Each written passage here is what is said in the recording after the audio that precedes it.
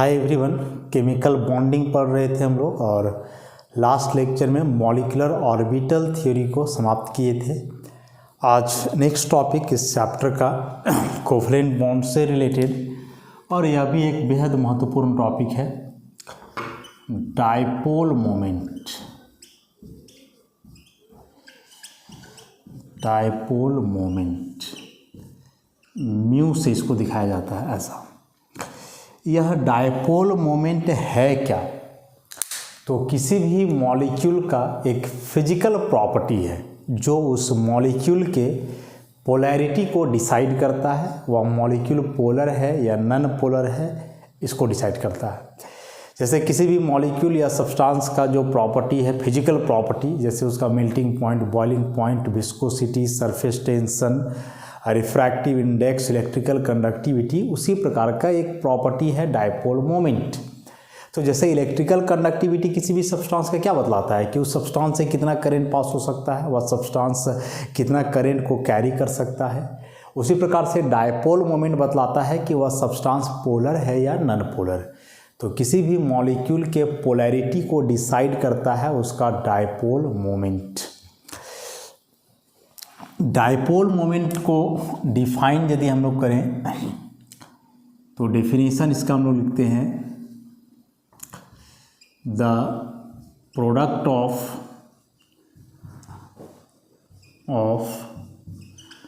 The magnitude of charge, the product of the magnitude of charge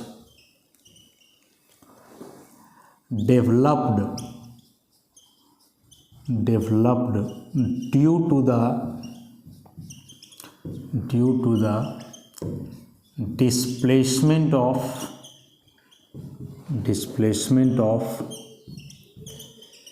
bond pair. The product of the magnitude of charge developed due to the displacement of bond pair and the distance between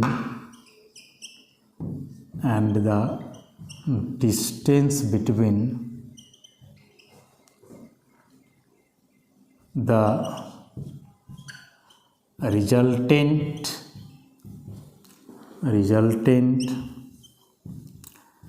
positive and negative charged ends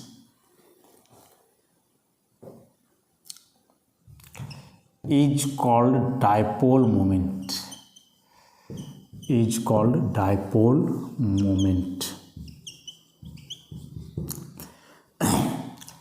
Definition क्या है? The product of the magnitude of charge developed due to the displacement of bond pair and the distance between the resultant positive and negative charged ends is called dipole moment.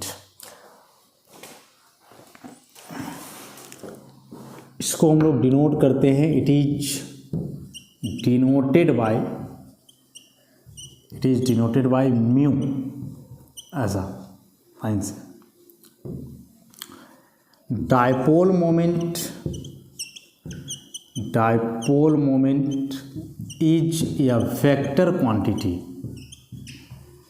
Dipole moment is a vector quantity whose direction is taken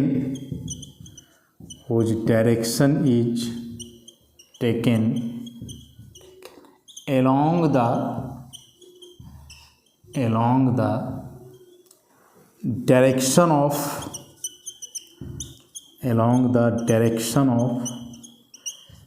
displacement of electron। Dipole moment एक vector quantity है। Vector quantity का मतलब इसका magnitude, direction दोनों। तो direction क्या होता है डायपोल मोमेंट का, उसको हम लोग देखते हैं अभी। अब इसको हम लोग समझेंगे कैसे, या जो डेफिनेशन लिखा गया है क्या यह बतलाना चाह रहा है, कैसे इसको समझेंगे हम लोग। तो देखो, जैसे मान लो कि एक कोवलेंट बॉन्ड बना है दो हाइड्रोजन एटम के बीच ऐसा। अब यहाँ जब दो एटम के बीच एक बॉन्ड बना है तो जो बॉन्ड पेयर के इलेक्ट्रॉन्स हैं ये इलेक्ट्रॉन्स दोनों न्यूक्लियाई के द्वारा इक्वली अट्रैक्ट होंगे और फाइनली क्या होगा कि इनका नेट डिस्प्लेसमेंट जीरो होगा, मीन पोजीशन पे लाई करेंगे, ना इधर जाएंगे ना इधर, और ओवरऑल फिर कोई चार्ज इस पर डेवलप नहीं होगा। लेकिन यदि हाइड्रोजन और क्लोरीन के बीच बॉन्ड है और यहाँ भी बॉन्ड पेयर के दो इलेक्ट्रॉन्स हैं, तो चूंकि अब क्लोरीन का इलेक्ट्रोनेगेटिविटी हाइड्रोजन से अधिक हो गया, तो यह क्लोरीन क्या करेगा कि इस दो इलेक्ट्रॉन को अपनी ओर खींचेगा, और जब इन दो इलेक्ट्रॉन को अपनी ओर ही खींचेगा तो कुछ ऐसा हो जाएगा, बॉन्ड पेयर चला जाएगा पूरी की पूरा क्लोरीन की तरफ ऐसा। और जब बॉन्ड पेयर का ऐसे डिस्प्लेसमेंट होगा क्लोरीन की तरफ, तो क्लोरीन के रीजन में जो इलेक्ट्रॉन डेंसिटी बढ़ेगा, तो इस पर आ जाएगा पार्शियल नेगेटिव, इधर कम हो गया तो पार्शियल पॉजिटिव। यह कंप्लीट नेगेटिव और कंप्लीट पॉजिटिव का मतलब बताए हैं कि इसका वैल्यू होता है चार्ज का इतना, इलेक्ट्रॉनिक चार्ज के बराबर। यह जो साइन दिया हुआ है this is called del, partial, partial मतलब टोटल का एक पार्ट, तो इस डेल माइनस और डेल प्लस का जो वैल्यू होगा वह कम होगा उससे, इलेक्ट्रॉनिक चार्ज से। अच्छा, इलेक्ट्रॉनिक चार्ज से कम होगा, इसका मतलब यही हम लोग को समझना है। तो जब दो अलग अलग एटम के बीच ऐसे बॉन्ड बनता है तो बॉन्ड पेयर का इलेक्ट्रॉन मोर इलेक्ट्रोनेगेटिव एटम की तरफ डिस्प्लेस करता है, और ऐसा होने से जो मोर इलेक्ट्रोनेगेटिव एटम है उस पर पार्शियल नेगेटिव चार्ज आता है, इधर पार्शियल पॉजिटिव चार्ज, मतलब चार्ज डेवलप हो जाता है। इस पर जितना नेगेटिव चार्ज होगा ना बगल वाले पे उतना ही पॉजिटिव चार्ज होगा, मतलब साइन का केवल अंतर है, मैग्नीट्यूड सेम रहना है। यहाँ यदि 0.02 यूनिट है तो यहाँ भी उतना ही रहेगा, बस नेचर अलग लेकिन मैग्नीट्यूड क्या होगा, सेम। तो यही जो बॉन्ड पेयर का डिस्प्लेसमेंट हुआ और बॉन्ड पेयर का डिस्प्लेसमेंट से जो चार्ज डेवलप किया, तो चार्ज डेवलप यहाँ कितना के बराबर किया है, इस डेल के बराबर। तो वह डेल इनटू ये जो दो चार्ज इंड है पॉजिटिव और नेगेटिव दोनों के बीच का डिस्टेंस, यहाँ से हम मान लें एल है, तो यह डिस्टेंस एल, तो यही जो प्रोडक्ट है चार्ज और दोनों के बीच के डिस्टेंस का, this is called dipole moment mu. यह जो एल है इनडायरेक्टली इसको आप बोल सकते हो कि this is bond length, L is the bond length and del is the magnitude of charge on either end, चाहे इधर लो चाहे इधर, बताए सेम ही चार्ज होगा, बस नेचर अपोजिट होगा लेकिन मैग्नीट्यूड क्या होगा चार्ज का, सेम।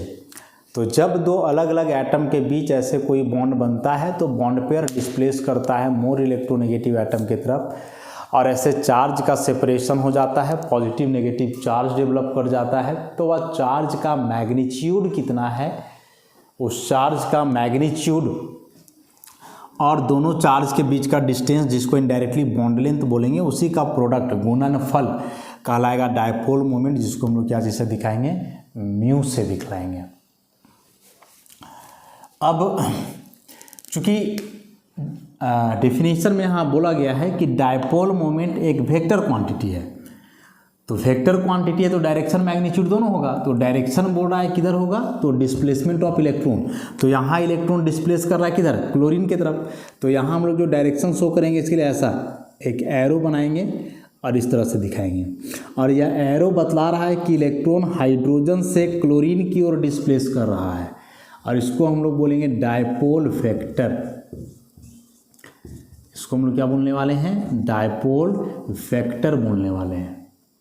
तो पूरा डेफिनेशन मेरा मिल जाएगा, द प्रोडक्ट ऑफ, तो प्रोडक्ट मतलब गुणनफल, magnitude of charge developed due to the displacement of bond pair, कि बॉन्ड पेयर का डिस्प्लेसमेंट के चलते जो चार्ज डेवलप किया उसका मैग्नीट्यूड से मतलब है, साइन से नहीं, मैग्नीट्यूड से, और जो दो पॉजिटिव और नेगेटिव चार्ज इंड बने हैं उसके बीच का डिस्टेंस, मतलब या बॉन्ड लेंथ का जो प्रोडक्ट है गुणनफल, वही कहलाता है डायपोल मोमेंट। तो म्यू बराबर हो गया डेल इंटू एल, इस फॉर्मूला को आप याद रखोगे। इसी को इंडायरेक्टली ऐसे भी लिखा जाता है, म्यू बराबर कहीं के देखोगे तो क्यू इंटू डी लिख देता है, जहाँ डी डिस्टेंस है क्यू को चार्ज माना जाता है। तो एक ही बात है, यहाँ हम लोग एल लिखे हैं, डेल लिखे हैं, आगे क्यू और डी कहीं मिलेगा ऐसा।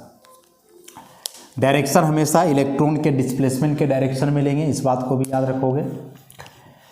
अब डायपोल मोमेंट का डेफिनेशन तो हम लोग समझ गए कि जब कभी भी बॉन्ड पेयर डिस्प्लेस करे तो उसके चलते जो चार्ज डेवलप होगा उस चार्ज का वैल्यू और उन दोनों चार्ज के बीच का डिस्टेंस मतलब बॉन्ड लेंथ, कहलाएगा डायपोल मोमेंट। अब डायपोल मोमेंट के यूनिट की बात करें यदि हम लोग, unit of dipole moment, unit of dipole moment, अच्छा, तो डायपोल मोमेंट का फॉर्मूला जो हमने पढ़ा, म्यू बराबर डेल इंटू एल। तो डेल यहाँ चार्ज है। अब चार्ज का जो है 2 यूनिट होता है, एक सीजीएस में ईएसयू और एसआई में कूलम। उसी प्रकार से जो बॉन्ड लेंथ है एल, इसको आप एंगस्ट्रॉम में जनरली दिखाते हो, पिकोमीटर में दिखाते हो। तो एंगस्ट्रॉम में दिखाओगे तो 10⁻⁻8 सेंटीमीटर या 10⁻⁻10 मीटर। तो यदि हम लोग बात करें सीजीएस टर्म में, तो फिर चार्ज को भी सीजीएस में लेना होगा। और सीजीएस में जो चार्ज होता है एक इलेक्ट्रॉन पे, वह इलेक्ट्रॉनिक चार्ज कितना होता है 4.8 × 10⁻⁻10 ESU। लेकिन बोले कि यह जो चार्ज है वो तो कंप्लीट एक इलेक्ट्रॉन का चार्ज है, लेकिन यहाँ जो चार्ज डेवलप करेगा इससे कम ही रहेगा, तो ये 4.8 से कम रहेगा, लेकिन यह ऑर्डर सेम रहेगा 10⁻⁻10 ESU। तो डेल को यहाँ हम लोग लेंगे 10⁻⁻10 ESU। उसी प्रकार से बॉन्ड लेंथ जो भी रहे तो सेंटीमीटर में इतना रहेगा, मीटर में इस टर्म में रहेगा। तो जो बॉन्ड लेंथ है इसको सीजीएस में लोगे तो 10⁻⁻8। तो यहाँ से अब म्यू को लिखोगे तो डेल इंटू एल, तो 10⁻⁻10 ESU इंटू 10⁻⁻8 सेंटीमीटर, तो हो जाएगा 10⁻⁻18 ESU सेंटीमीटर।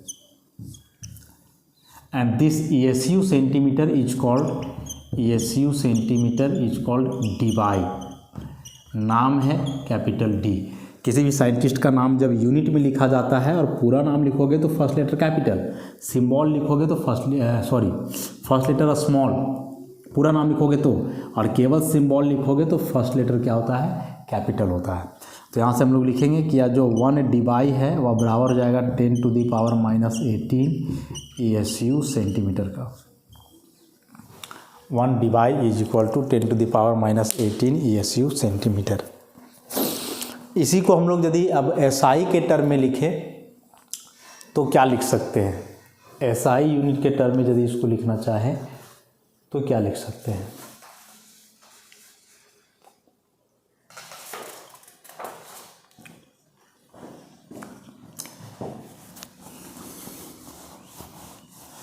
तो एसआई यूनिट में यदि लिखोगे तो क्या लिख सकते हो? यहाँ चार्ज का ESU है तो इसको आप लिखोगे कूलम,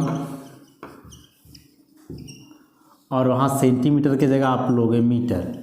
इसी को शॉर्ट में सिंबॉलिक लिखोगे तो coulomb metre, C capital M small, ऐसा। तो ESU सेंटीमीटर भी हो गया, कूलम मीटर भी हो गया। तो दोनों में यदि रिलेशन पूछा जाए तो क्या होगा? जैसे अभी हमने लिखा कि 1 debye is equal to 10⁻⁻18 ESU centimetre. इसी को यदि हम लोग कूलम मीटर में लिखें ऐसा, तो क्या लिखेंगे? तो चेंज करना होगा, इस ESU को कूलम में चेंज करना होगा। कैसे चेंज करेंगे ज़रा ध्यान देना है।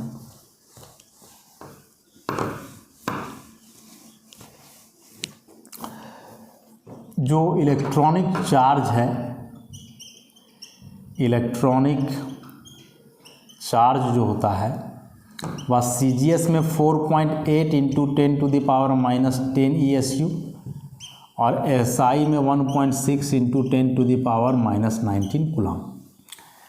अब चूंकि दोनों इलेक्ट्रॉन का ही चार्ज है तो दोनों आपस में इक्वल होंगे, बस यूनिट अलग अलग है। तो यहाँ से यदि आप 1 ESU को लिखोगे तो 1.6 × 10⁻⁻19 4.8 × 10⁻�10 कूलम। ये कटेगा 3 बार में, तो ये 1/3 10⁻⁻19, 10 का पावर ऊपर जाके +10 कूलम। ये आ जाएगा 0.33 × 10⁻⁻9। इस पॉइंट को इधर कर दो तो 3.3 × 10⁻⁻10 कूलम, ऐसा।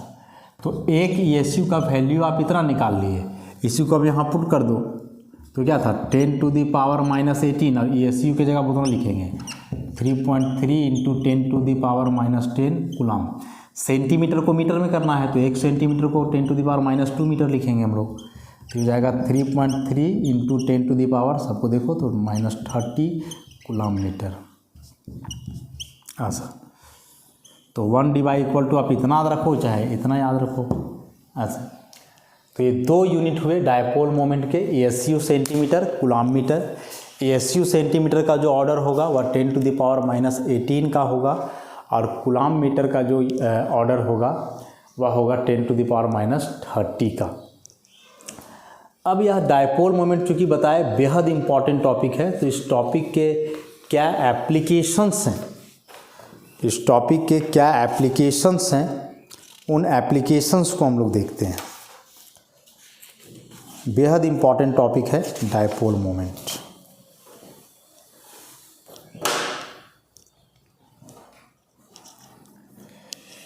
तो आगे अब चलेगा applications of dipole moment.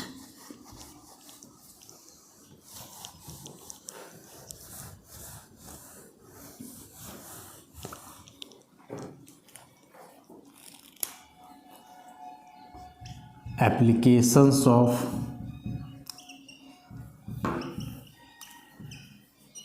Dipole moment.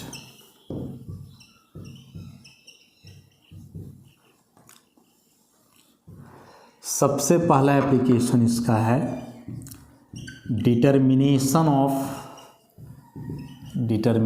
Of percentage ionic character.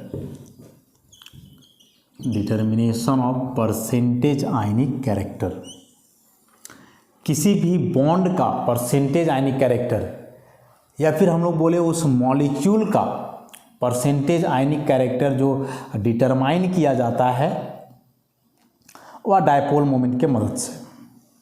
तो इसके लिए फॉर्मूला है परसेंटेज आयनिक कैरेक्टर बराबर observed value of dipole moment bye calculated value of dipole moment. Calculated value of dipole moment, और परसेंटेज की बात कर रहे हैं तो 100 से मल्टीप्लाई भी करेंगे हम लोग। इसी को शॉर्ट में ऐसे लिखें म्यू ऑब्जर्व्ड बटे म्यू कैलकुलेटेड इंटू 100। अब यहाँ से जो म्यू ऑब्जर्व्ड है this one will be experimental value. यह जो है एक्सपेरिमेंटल वैल्यू होगा डायपोल मोमेंट निकालने का, जो एक्सपेरिमेंटल तरीके हैं उस आधार पे। And mu calculated is equal to del into L, जहाँ एल को आप डायरेक्ट बॉन्ड लेंथ लोगे और डेल को जो है एक इलेक्ट्रॉन का चार्ज के बराबर लेंगे, कंप्लीट डिस्प्लेसमेंट मान करके चलेंगे। तो इसका वैल्यू आप SI में लोगे तो इतना लेना है, या CGS में लोगे तो 4.8 इंटू 10⁻−10 ASU लेना है ऐसे। तो इस आधार पे जो है आप आसानी से परसेंटेज आयनिक कैरेक्टर कैलकुलेट कर सकते हो बहुत ही ईजी वे में। जैसे एक क्वेश्चन भी हम लोग करें शॉर्ट में इस पर कि HCl मॉलिक्यूल है, HCl मॉलिक्यूल का जो ऑब्जर्व्ड डायपोल मोमेंट है वह होता है 1.03 dBi और इसका जो बॉन्ड लेंथ है होता है 1.27 एंगस्ट्रॉम। तो बताना है कि इसमें परसेंटेज आयनिक कैरेक्टर क्या है। तो ऑब्जर्व तो दिया हुआ है, कैलकुलेटेड हम लोग को फाइंड आउट करना है। तो कैलकुलेटेड के लिए डेल इंटू एल है, तो म्यू कैलकुलेटेड जब आप निकालोगे डेल इंटू एल, तो डेल आप ले लो, कोई भी डाटा ले सकते हो, ASU वाला ही लेकर के चलो। तो 4.8 इंटू 10⁻−10 ASU और L दिया हुआ इतना तो 1.27 और एंगस्ट्रॉम में है तो 10⁻−8 सेंटीमीटर ले लो। तो ये जाएगा 4.8 इंटू 1.27 इंटू 10⁻−18 ASU सेंटीमीटर। अब जब यहाँ से आप परसेंटेज आयनिक कैरेक्टर निकालोगे तो फॉर्मूला है म्यू ऑब्जर्व्ड, दिया हुआ है 1.03 dBi है, तो dBi मतलब 10⁻−18 ESU सेंटीमीटर। कैलकुलेटेड आया है 4.8 इंटू 1.27 इंटू 10⁻⁻18 ESU सेंटीमीटर, और यहाँ 100 से मल्टीप्लाई होगा तो ये पूरा कट जाएगा। तो ये क्या बचेगा 1.03, ये हो जाएगा 4.8 इंटू 1.27 इंटू 100, तो ऊपर आ जाएगा 103। इसको सिंप्लीफाई करोगे आप तो आप जो भी है समथिंग वही इसका हो जाएगा परसेंटेज आयनिक कैरेक्टर। तो इस तरह से क्वेश्चन एग्जाम में आता ही है इससे परसेंटेज आयनिक कैरेक्टर निकालने का। हालांकि यदि कोई डायएटॉमिक मॉलिक्यूल हो तो डायएटॉमिक मॉलिक्यूल का परसेंटेज आयनिक कैरेक्टर निकालने का जो है एक और फार्मूला है, इसमें एक इक्वेशन है, सिंप्लीफाइड इक्वेशन, उसके मदद से भी निकलता है।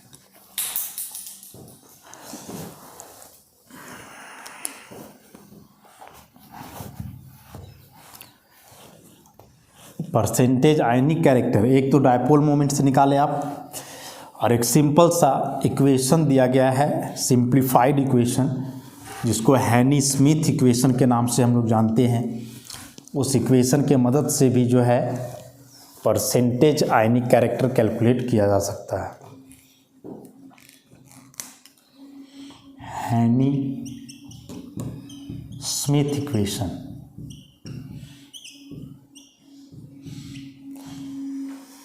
ये बोल रहा है कि कोई डायटॉमिक मॉलिक्यूल है AB, तो इसके लिए जो परसेंटेज आयनिक कैरेक्टर होगा, percentage ionic character in AB, उसके लिए एक इक्वेशन दिया गया।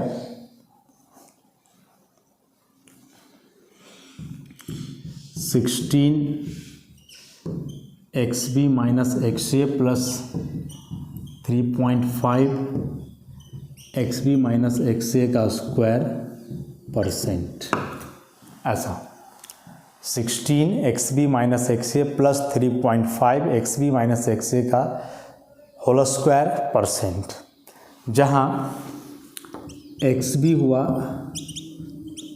Electronegativity of B and XA is the electronegativity of A। Overall यहाँ जो है XA से ज़्यादा होगा XB, मतलब B का इलेक्ट्रोनेगेटिविटी ज़्यादा होगा A से।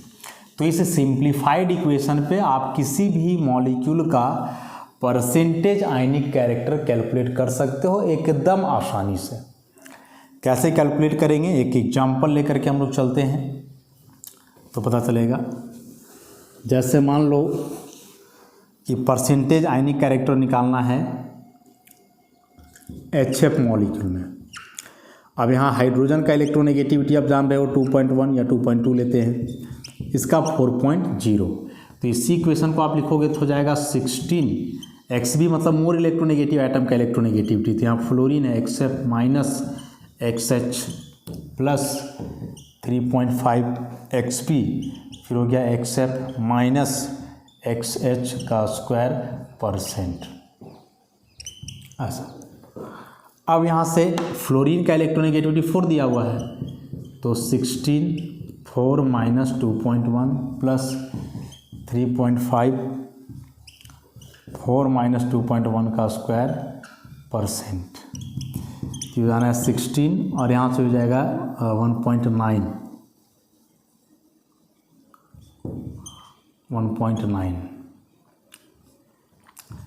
प्लस 3.5 और ये 1.9 का square %।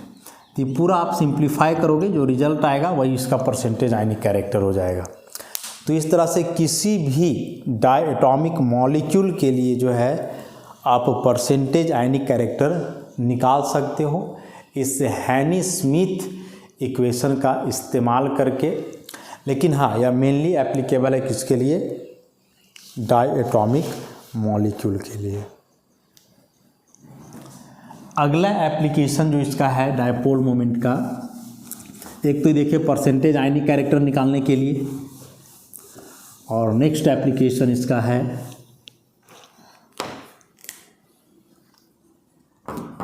Prediction of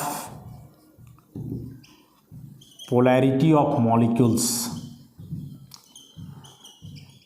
prediction of polarity of molecules. तो इसमें एकदम सिंपल सा एक्सप्लेनेशन है कि यदि किसी मॉलिक्यूल का डायपोल मोमेंट 0 है तो ऐसे मॉलिक्यूल को हम लोग बोलेंगे नॉन पोलर मॉलिक्यूल, और यदि किसी का डायपोल मोमेंट 0 के बराबर नहीं है तो ऐसे मॉलिक्यूल हो जाएंगे पोलर। तो dipole moment equals to 0 non polar, dipole moment not equal to 0 तो क्या कहलाएगा, पोलर। कैसे इसको समझेंगे, तो कुछ मॉलिक्यूल के पोलैरिटी को एग्जामिन करेंगे हम लोग।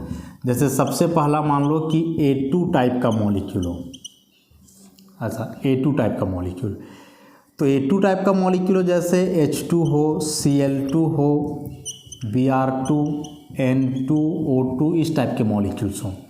तो सपोज H2 है लाइक दिस, तो यहाँ बॉन्ड लेंथ जो है L, इसका कुछ ना कुछ तो वैल्यू होगा, लेकिन चूंकि दोनों एटम सेम है तो यहाँ जो चार्ज है डेल वह 0 हो जाएगा। तो डायपोल मोमेंट जो आप पढ़े म्यू बराबर डेल इंटू एल, अब चूंकि डेल यहाँ 0 है तो 0 में बॉन्ड लेंथ को मल्टीप्लाई करोगे तो 0 ही आएगा, और डायपोल मोमेंट 0 आ गया मतलब नॉन पोलर होगा। तो A2 टाइप के जितने भी मॉलिक्यूल्स हैं, all the A2 type molecules are non polar. समझ गए, ये सारे मॉलिक्यूल्स क्या होंगे, नॉन पोलर, क्योंकि इन पर रिजल्टेंट ओवरऑल कोई चार्ज आता नहीं है।